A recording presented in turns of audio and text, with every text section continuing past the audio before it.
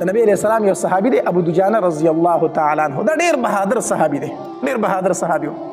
دا عادت دا و که نه، دی به چې کله میدان جنګ ته ووت که نه، دی به ډېر په نخرو باندې ګرځېدو. میدان جنګ ته ووتو، دا توره به یې راواغسته، داسې به یې تاووله او دا سر به یې داسې اوچت نیولی او سینه به یې ایستلې وه، واړه واړه قدمونه به یې اخیستل، داسې په ټوپونو به روان و. ډېر په تکبر انداز سره په میدان جنګ کې دی ګرځېدو. یو ځل دی داسې په میدان جنګ کې روان دی چې نبي علیه السلام پرې نظر شو، مسکی شو، وایي خندل. یاره د ده د انداز نه دی، دا الله ته ډېر ناخوښه دی. دا داسې انداز الله ته ډېر زیات ناخوښه دی. خو په میدان جنګ کې ګورې نه، په میدان جنګ کې الله داسې انداز وي خوښوي.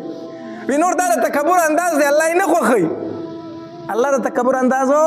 نه خوښوي. څومره چې د عاجزي کوله دومره به د الله اوچتوي. الله تبارک وتعالی ته سر ټیټ خوند کوي، سر اوچت الله ته خوښ نه دی. څومره چې عاجزه ګرځي دومره الله ته محبوب وي، دومره الله ته خوښ وي. د دې وجې نه حدیث مبارک کې راځي، نبی علیه السلام فرمایي چا چې د الله د وجې نه عاجزي وکړه الله به یې اوچت کړي، الله به یې څه کړي، او چا چې تکبر وکړه الله به یې راتاو کړي. نو د ابو دجانه رضی الله عنه په تکبر سره میدان جنګ کې ګرځېده، دا توره به یې داسې تاوله، سینه یې رېستلې وه. نو نبي علیه السلام چې ولیده داسې یې مسکی شو، دا انداز الله ته ډېر ناخوښه دی، دا د تکبر انداز دی. خو په میدان جنګ کې نه وي، میدان جنګ کې الله ډېر خوښوي دا انداز الله ډېر خوښوي. د دې وجې نه د کافرو مخکې به ځان عاجزه نه کوي. میدان جنګ کې داسې به ګرځي چې کافر ته پته ولګي چې یاره د ده خو زه د یو ګزار هم نه کېږم. اوس جنګونه د ګولو دي او د ټوپکو دي، وړوکې ماشوم یې ډزو کې غټ سړی ورته وکړي. مخکې به جنګونه د زور و، د طاقت په و، ابا آمنے سامنے جنګو، په توره به جنګو. نو ابو دجانه رضی الله عنه پر میدان جنګ کې داسې ګرځېده. په غزوه احد کې نبی علیه السلام خپله توره داسې راویستله، یاره دا توره به د دې به څوک حق ادا کړي چې دا توره زه هغه ته ورکړم. نبی علیه السلام توره وه، وایي د دې حق به څوک ادا کړي چې دا توره زه هغه ته ورکړم. هر یو صحابي به راته وایي د الله پاک پیغمبر زه حق ادا کولی شم، ماله راکړه. ځکه د نبي علیه السلام توره وه، د هر تن مقصد دا و چې دا ما ته راکړی شي. نو هر صحابي به راته وایي د الله پاک پیغمبر د حق به زه ادا کړم، ما ته یې راکړه. خو نبي علیه السلام نه ورکوله. ابو دجانه رضی الله تعالی راغی، وایي د الله پاک پیغمبر د دې تورې حق څه دی، لومبی راته هغه ووایه، د دې تورې حق څه دی. نبی علیه السلام ورته وفرمایل، وایي د دې حق دا دی چې په دې باندې دومره کافر قتل کړی شي چې دا توره پې کږه کړي، دا توره پې څه کړي، کږه یې پکې، دا د دې تورې حق دی. وایي د الله پاک پیغمبر دا حق زه ادا کولی شم، ما ته دا توره راکړه، دا حق زه ادا کولی شم، دا توره ما ته راکړه. نو د نبي علیه السلام ورله توره ورکړه. وایي او ابو دجانه د دې تورې حقدار هم ته یې، د دې حقدار هم ته یې، هغه توره هغه ته ورکړه ده. نو بهرحال د ده په میدان جنګ کې ډېر یو عجیبه انداز و. نو بیا په غزوه احد کې مشکل راغی په مسلمانانو باندې. څه مسلمانو څه ټایم کې پسپایي اختیار کړله، نبي علیه السلام سره ډېر مخصوص صحابه کرام پاتې شو. په هغې صحابه کرامو کې یو ابو دجانه رضی الله تعالی هم د نبي علیه السلام سره پاتې شوی. نو چې کله په نبي علیه السلام باندې دا ډېر ګډوډ ګزارونه شروع شو د غشو د تورو که نه، نو دا ابو دجانه رضی الله تعالی راغی او نبي علیه السلام ته مخامخ ودرېدو. نو کافرو ته یې شا کړه او نبي علیه السلام ته یې مخ کړو. دا غشي به راتله، نو ده به ورته خپله شا اړوله راړوله، په دې به یې دا غشي خوړل او د نبي علیه السلام نه به یې منع کول په دې شا. نو بیا ترې وروسته یو صحابي تپوس وکړو، د ابو دجانه عاشقان خو ټول عمر غشي په سینو خوري، په شاګانو خو عاشقان غشي نه خوري، تا خو ټول غشي په شا خوړلي دي، ته څنګه عاشق وي د نبي علیه السلام چې غشي دي په شا خوړل؟ هغه ورته بالکل خبره دي، ټیک ده چې عاشقان غشي په سینو خوري، خو کومه دا سینم دشمن ته مخامخ کولی، زما شا د محبوب صلی الله علیه وسلم ته راتله. ما چې کله دشمن ته مخ کو سینه کوله غشو ته ما، نو زما شاه نبی علیه السلام ته راتله. نو ما دا نشو برداشت کولی چې زما شاه د نبی علیه السلام ته راشي. نو ما نبی علیه السلام ته مخ کو او خپله شا مې غشو ته ونیوله. زه داسې عاشق یم د نبی علیه السلام. یو دغه عشق و د نبی علیه السلام سره د صحابه کرامو دا عشق چې نبی علیه السلام وفرمایل، وی ځان او خپل اهل و عیال د حرامو نه بچ کړئ، د حرامو نه بچ کړئ، خپلې ګېډې ته هم حرامه مه غورځوه، خپلو بچو له هم حرامه مه وړه. د هغې نه پس ابو دجانه رضی الله تعالی یو عمل شروع کړو چې کله به د سهار مونځ کېدو، نو چې نبی علیه السلام به څنګه سلام وګرځو، نو ابو دجانه رضی الله تعالی په دعا ته نه یې سارېدو، فوراً به د جومات نه په منډه وته، دعا به یې نه کوله. یو ځل نبی علیه السلام دی ساره چې ورګه دی چل کوي، نو چې څنګه نبی علیه السلام سلام وګرځو، ابو دجانه رضی الله تعالی په منډه د مسجد نه ووته. نبی علیه السلام په دویمه ورځ باندې سارو، په دویمه ورځ بیا داسې چلو کو د سهار په مانځه کې چې نبی علیه السلام سلام وګرځو، دی فوراً په منډه د مسجد نه ووته. په درېیمه ورځ بیا نبي علیه السلام سارو نو چې په درېیمه ورځ نبي علیه السلام بیا سلام د سار د مانځ وګرځو ابو دجانه منډه کړه چې دی وته د جومات نه نبي علیه السلام ودرېږه لکه ابو دجانه ودرېږه ابو دجانه رضی الله عنه ودرېدو بیا راشه زما خواله دی راغی د نبي علیه السلام خواله کېناستو نبي علیه السلام ورته فرمایل وی ابو دجانه زما په خیال چې ستا الله ته څه حاجت نشته دی زما په خیال ستا الله ته څه حاجت نشته دی د الله پاک پیغمبر زه الله ته ډېر محتاج یم زه الله ته ډېر زیات محتاج یم د الله پاک پیغمبر ولې مې حاجت نشته وی که ستا الله ته حاجت وی نو تا به دعا غوښتله ته خو دعا نه غواړې او په منډه ځې الله دې زموږ په حال باندې رحم وکړي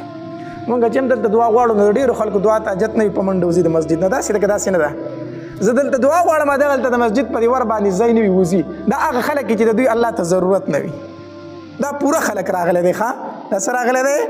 دا پوره خلک دی دوی ضرورت نه لري دا ډېر مالدار او د الله نه بې پروا خلک دی کو چېرته الله ته ضرورت وي په دې دعا کې به شرکت کو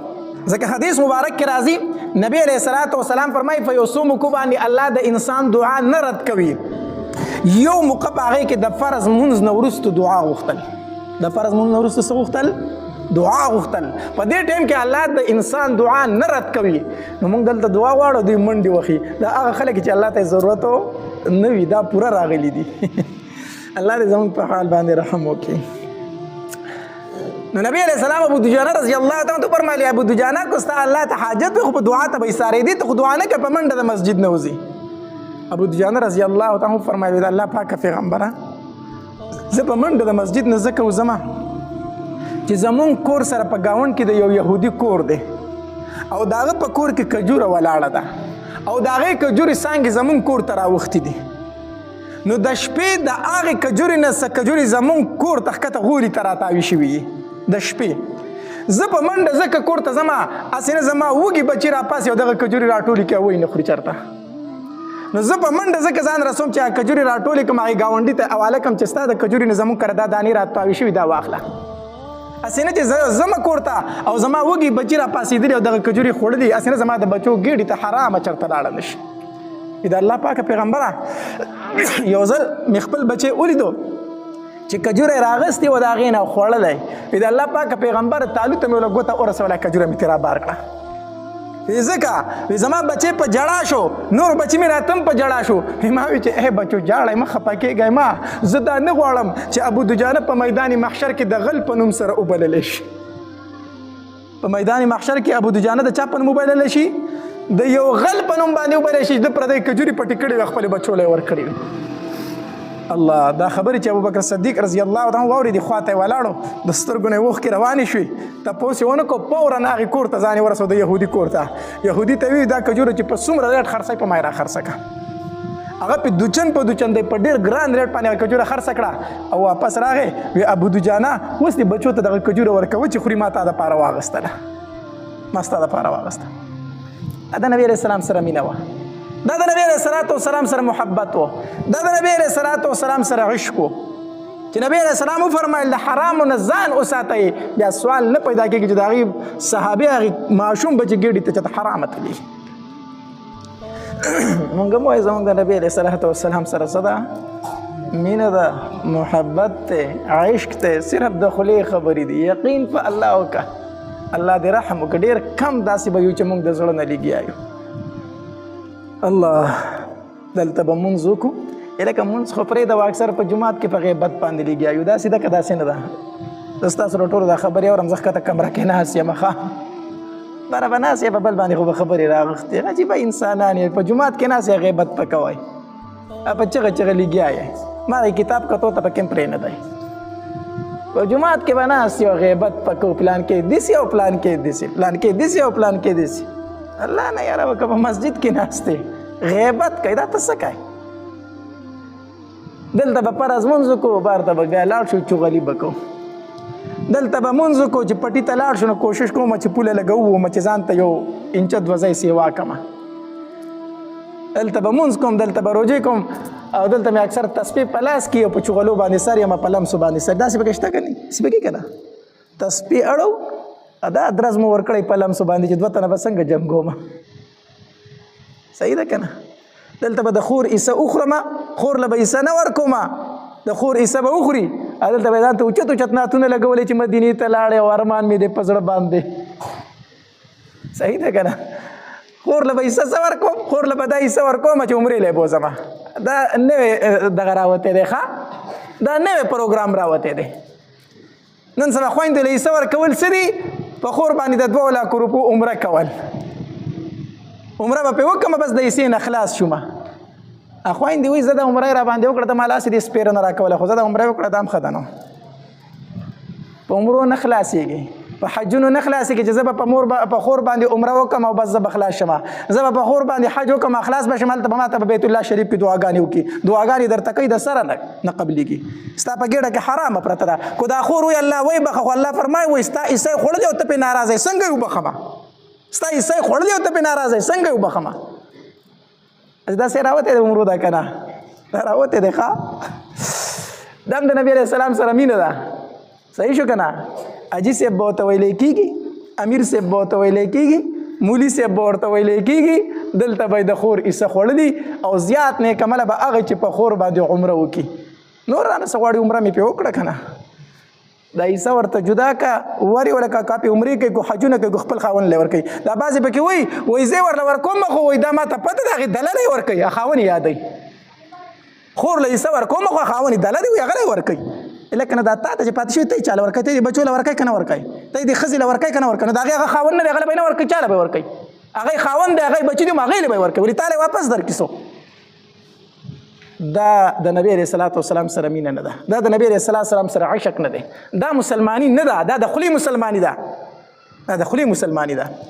د نبی علیه الصلاة والسلام سره حقیقي مینه او حقیقي عشق د صحابه کرامو و هغه مینه وه هغه عشق و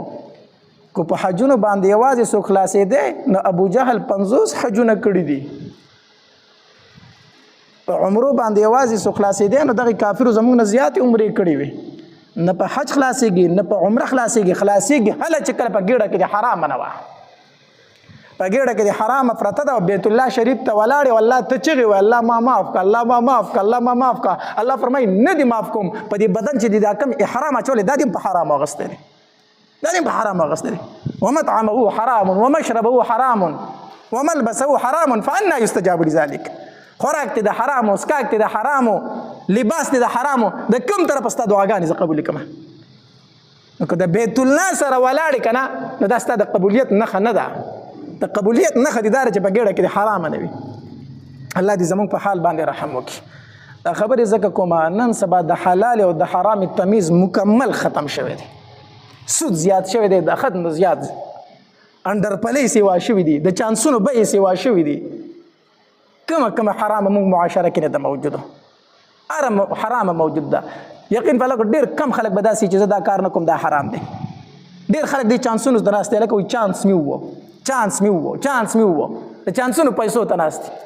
دا نه و چې چانس مې ووه ځان له مې اور د جهنم تیار کړو نو به هر حال